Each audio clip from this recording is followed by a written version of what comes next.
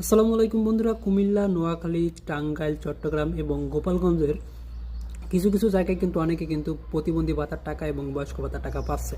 তো আপনি এখনও টাকা পান নাই, এটা আমি জানি, যার কারণে ভিডিওতে ক্লিক করেছেন। তো কোন জেলা টাকা পান নাই অবশ্যই কিন্তু কমেন্ট সেকশনে জানাবেন। বিষয়টা হচ্ছে এই মাসে কিন্তু 13 তারিখ থেকে 15 তারিখে মাত্র 3 দিনের মধ্যে কিন্তু পেরোল পাঠানোর নির্দেশনা দিয়েছিল, যেটা আমি আপনাদেরকে আগের ভিডিওতে জানিয়েছিলাম।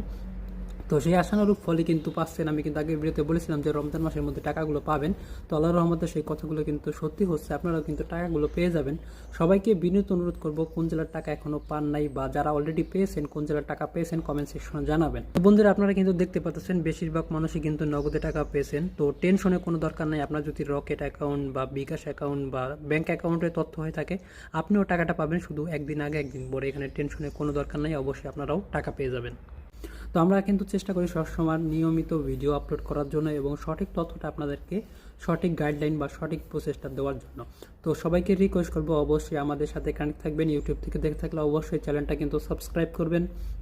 ফেসবুক পেজ থেকে দেখে থাকলে অবশ্যই পেজটা লাইক ফলো দিবেন।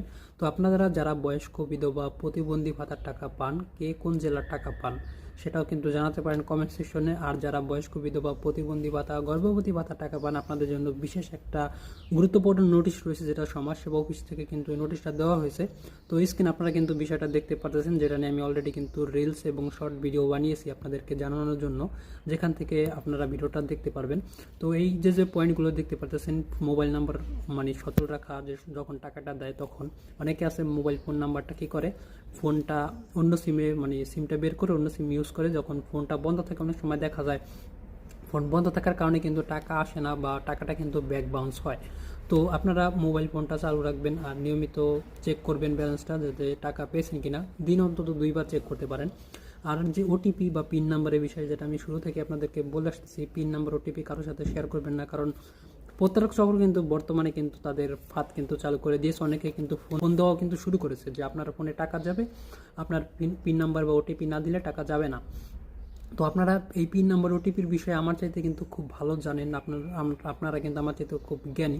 তবে কিছু সংখ্যক লোক রয়েছে টাকার মানে লোভে পড়ে তারা কিন্তু পিন নাম্বার ওটিপি দিয়ে দেয়। তো এরকম ভুল কখনোই করবেন না, কারণ আপনার ফোনের অ্যাক্সেস যদি তারা কোনোভাবে পেয়ে যায়, আপনি যতবারই পিন নাম্বার পরিবর্তন করুন না কেন, তাদের কাছে কিন্তু অ্যাক্সেসটা একটু হলেও থেকে যায়। আপনারা সবসময় চেষ্টা করবেন পিন নাম্বারটা টাকা পয়সা উঠানোর পরে পিন নাম্বার পরিবর্তন করার জন্য, বা এখন চাইলে আপনার যে পিন নাম্বারটা রয়েছে সেই পিন নাম্বারটা পরিবর্তন করে ফেলতে পারেন।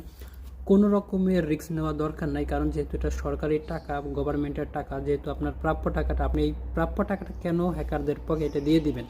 তো আপনারা সবসময় সতর্ক থাকবেন আর ভিডিওটা অবশ্যই